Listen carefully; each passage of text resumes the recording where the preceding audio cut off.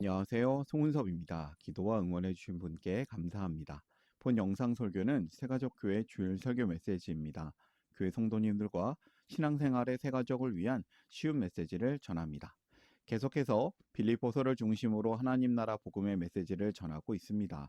오늘은 10번의 메시지 중 8번째 시간입니다.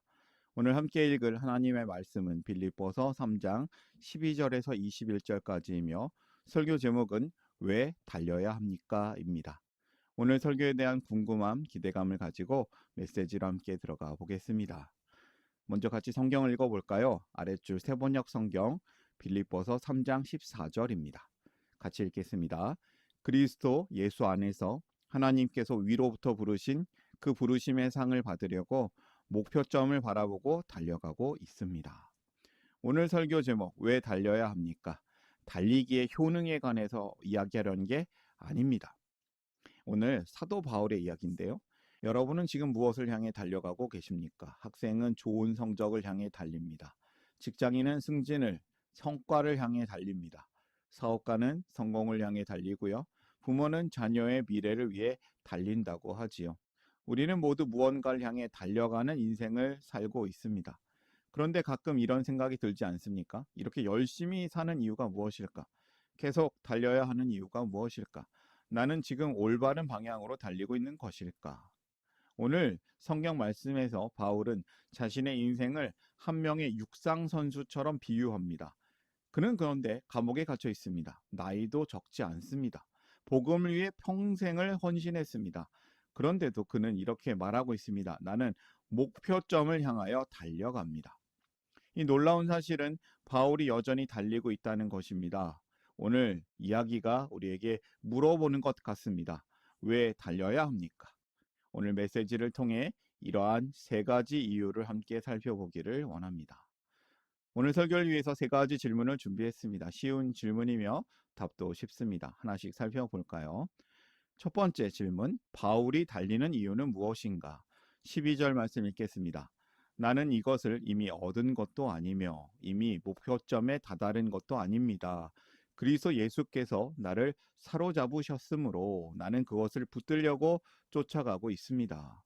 그리스도 예수께서 나를 사로잡으셨으므로. 바울은 달리는 이유를 이렇게 설명합니다. 내가 먼저 하나님을 붙잡았기 때문이 아니다. 하나님이 먼저 나를 붙잡으셨기 때문이다. 이것이 복음입니다. 우리는 종종 신앙생활을 이렇게 생각합니다. 내가 더 열심히 해야 하나님이 나를 사랑하신다. 그러나 복음은 반대죠. 하나님이 먼저 나를 사랑하셨습니다. 하나님이 먼저 부르셨습니다. 하나님이 먼저 붙드셨습니다. 그래서 우리는 달리고 있는 것입니다. 구원을 얻기 위해 달리는 것이 아닙니다. 이미 구원받았기 때문에 달리는 것이죠. 하나님께서 붙잡고 계신다. 이러한 이야기를 비유로 얘기할 수 있을 것 같습니다. 어린아이가 길을 걸을 때를 생각해 보십시오. 아이가 아빠 손을 붙잡고 있는 것 같지만 사실은 아빠가 아이 손을 붙들고 있습니다. 아이가 넘어질 것 같아도 아빠가 붙잡고 있기 때문에 아이가 안전합니다. 신앙도 마찬가지입니다. 우리가 하나님을 붙들고 있는 것 같지만 실제로는 하나님께서 우리를 붙들고 계십니다. 그래서 계속해서 넘어져도 다시 일어날 수 있습니다. 실패해도 다시 시작할 수 있습니다. 여러분은 요즘 신앙생활을 혹시 의무처럼 하고 계십니까? 아니면 하나님께서 나를 먼저 사랑하셨다는 그 은혜 속에서 하나님의 은혜 가운데 하고 계십니까? 신앙은 억지로 끌려가는 삶이 아닙니다. 하나님께 붙잡힌 은혜에 대한 응답인 것입니다. 첫 번째 메시지를 정리해 볼까요? 붙잡힌 은혜에 응답하라. 성도는 이미 예수님께 붙잡힌 사람들이다. 하나님께 붙잡힌 사람들이다. 성도는 그래서 하나님께 붙잡혔기 때문에 그분 안에서 안전하게 달리는 사람들입니다. 두 번째 질문으로 가보겠습니다. 바울은 어떤 태도로 달리고 있는가? 13절, 14절 읽겠습니다. 형제자매 여러분, 나는 아직 그것을 붙들었다고 생각하지 않습니다. 내가 하는 일은 오직 한 가지입니다. 뒤에 있는 것은 잊어버리고 앞에 있는 것을 향하여 몸을 내밀면서 그리스도 예수 안에서 하나님께서 위로부터 부르신 그 부르심의 상을 받으려고 목표점을 바라보고 달려가고 있습니다. 뒤에 있는 것은 잊어버리고 앞에 있는 것을 향하여 부르심의 상을 받으려고 목표점을 바라보고 이 사도 바울은 달리고 있다고 고백합니다. 이것이 놀라운 비밀이지 않겠습니까? 뒤에 있는 것을 잊어버린다. 여기서 잊어버린다는 것은 기억하지 않는다는 뜻이 아니라 과거에 묶이지 않는다는 뜻을 가지고 있습니다. 바울은 뒤에 있는 것 잊어버리고 앞에 있는 것을 향하여 부르심의 상을 받으려고 목표점을 바라보고 달려간다고 고백하고 있는 것이죠. 실패의 과거와 성공의 과거, 그 두 과거가 우리를 묶고 있습니다. 사람은 이 두 가지 과거 때문에 전진하지 못할 때가 너무 많습니다. 첫째, 실패의 과거. 그때는 내가 잘못했어. 그때 내가 상처받았어. 나는 안 되는 사람이야. 바울에게도 그런 과거가 있었겠죠. 그는 교회를 박해했습니다. 스데반의 순교 현장에도 있었습니다. 평생 지울 수 없는 과거인 것이죠. 그러나 그는 그 과거에 묶여 살지 않았습니다. 두 번째, 성공의 과거도 있습니다. 의외로 성공도 사람을 묶습니다. 옛날에는 내가 잘 나갔는데, 예전에는 내가 열심히 했는데, 과거에는 은혜를 많이 받았는데, 바울도 자랑할 것이 많았습니다. 최고의 학벌, 최고의 종교 경력, 최고의 열심. 그러나 그는 그것에 머물지 않았습니다. 자동차를 운전할 때 백미러만 보고 운전하는 사람은 없습니다. 백미러는 참고용이죠. 앞으로 가기 위해서 목표점을 향해서 가려면 앞유리를 보고 앞에 길을 보고 가야 합니다. 과거는 백미러와 같습니다. 필요는 하지만 거기에만 집중하면 사고가 납니다. 앞으로 갈 수가 없습니다. 신앙도 마찬가지죠. 과거는 배움의 대상이지 거기에 머무르면 안 될 것입니다. 여러분은 지금 무엇에 붙들려 있습니까? 혹시 실패입니까? 상처입니까? 후회입니까? 아니면 과거의 영광입니까? 하나님께서는 우리에게 말씀하십니다. 뒤에 있는 것은 잊어버리고 앞으로 나아가라. 두 번째 메시지를 정리해 볼까요? 과거에서 자유하라. 과거에서 앞으로 나아가라. 성도는 앞을 향하여 달리는 사람들입니다. 성도는 과거를 넘어 목표점을 향해 함께 달리는 사람들입니다. 세 번째 질문으로 가볼까요? 성도의 시민권은 어디에 있나? 18절부터 20절까지 읽겠습니다. 그리스도의 십자가의 원수로 살아가는 사람이 많이 있습니다. 그들의 마지막은 멸망입니다.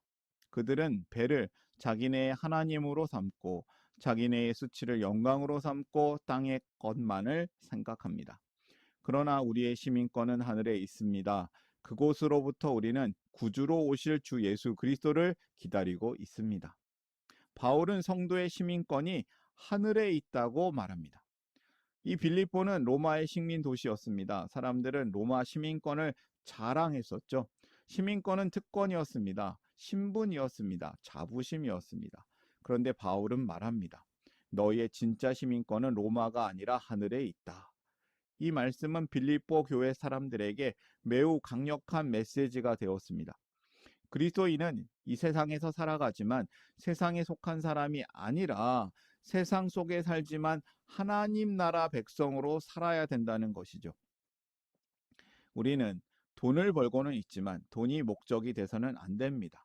직장을 다니지만 직장 자체가 정체성은 아닙니다. 세상에 살지만 세상이 본향은 아닙니다. 우리의 진짜 고향은 하나님 나라입니다. 우리의 진짜 정체성은 하나님 나라 백성인 것입니다. 19절에서 바울은 다른 사람들을 이렇게 설명을 합니다. 그들의 마지막은 멸망입니다. 그들의 배를 자기의 신으로 삼고, 여기서 배는 욕망을 의미합니다. 세상 사람들은 욕망을 따라 사는 것이죠. 먹고 싶은 대로, 원하는 대로, 갖고 싶은 대로. 그러나 하나님 나라 시민권자는 다릅니다. 하나님의 뜻을 따라 사는 것입니다. 예를 들어 볼까요? 외국에 사는 교민들은 그 나라에 살지만 자기 나라의 여권을 가지고 있습니다. 그들은 현지 문화를 배우지만 자기 정체성을 잃지는 않습니다. 그리스도인도 마찬가지입니다. 우리는 세상 속에서 살아갑니다. 그러나 하나님 나라, 하늘의 시민권자로 사는 것입니다. 여러분, 바울이 이렇게 얘기하는데 좀 이상하진 않을까요? 형제자매 여러분, 다 함께 나를 본받으십시오. 여러분이 우리를 본보기와 삼은 것과 같이 우리를 본받아서 사는 사람들을 눈여겨보십시오. 바울이 교만한 건 아닐까요? 이상한 말씀 같기도 한데, 이때 빌립보서 3장 17절은 바울의 자기 이해, 제자도, 그리고 복음의 중심적인 삶을 매우 압축적으로 보여주는 중요한 말씀이기도 해요. 표면적으로만 읽으면 바울이 교만한 거 아닌가라는 오해를 불러일으킬 수 있습니다.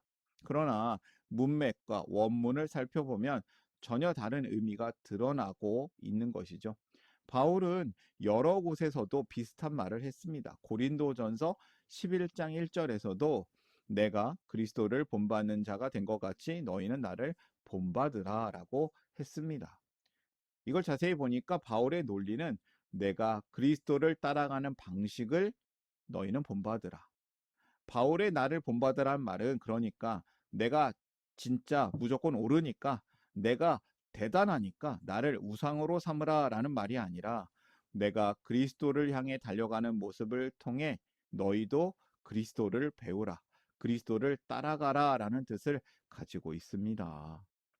그리고 나서 이제 우리는 사도 바울의 마지막 이야기를 들을 수가 있는데요.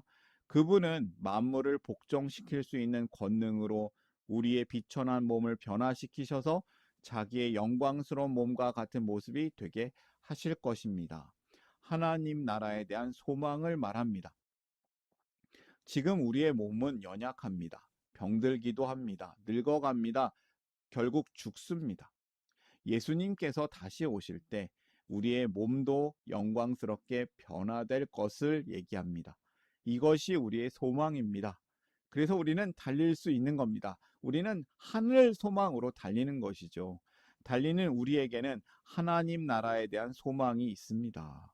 세 번째 메시지를 정리하겠습니다. 하늘 소망으로 살라. 성도는 하나님 나라를 소망하며 사는 사람들입니다.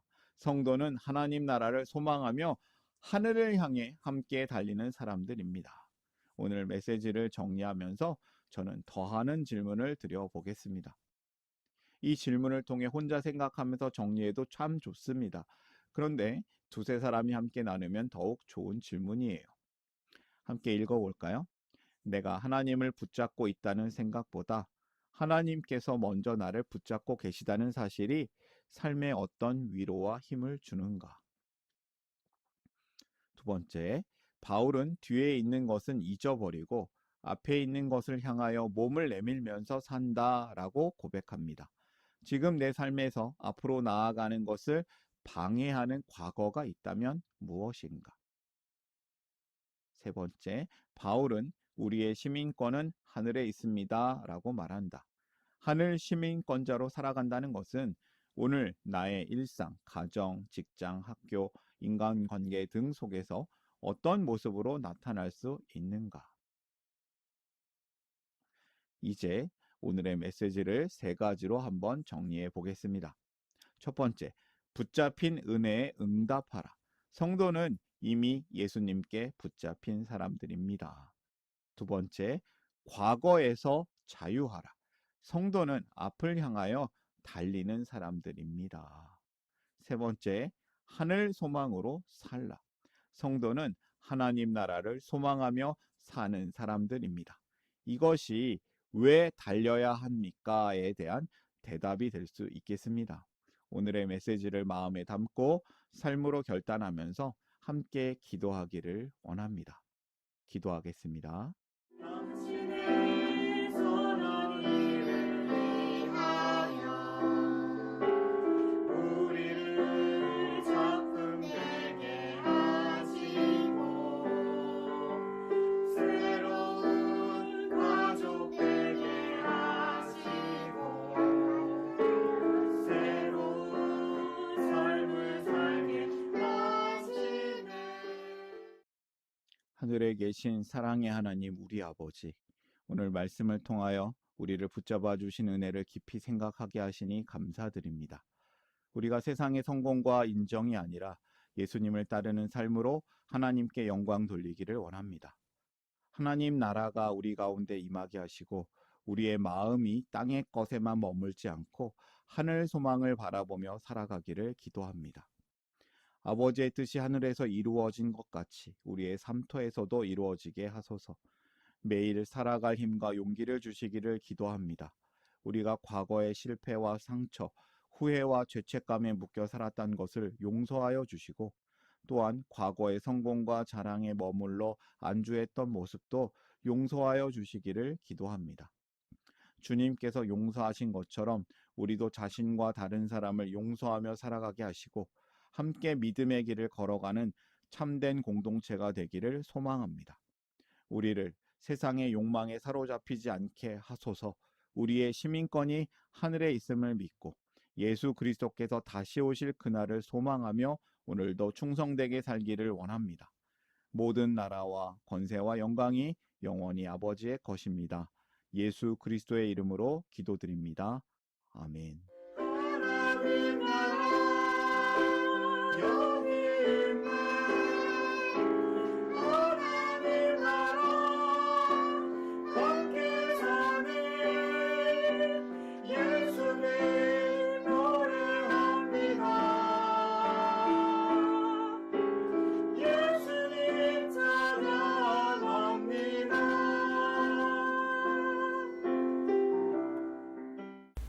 샬롬, 송은섭입니다. 저를 통해 또는 누군가의 추천과 우연한 기회로 이 메시지를 보게 되신 분들께 감사합니다. 모든 성도님들은 하나님 나라의 새가족이십니다. 교회를 처음 나오신 분들만 새가족이 아니라 우리 모두가 새가족입니다. 왜냐하면 우리가 하나님 나라에서 새로운 관계가 된 새로운 가족 공동체이기 때문입니다. 본 설교는 새가족교회 공동체 새가족과 후원자를 위한 메시지이며 기독교를 잠시 떠났거나 새롭게 시작하시는 분들을 위한 쉬운 메시지이기도 합니다.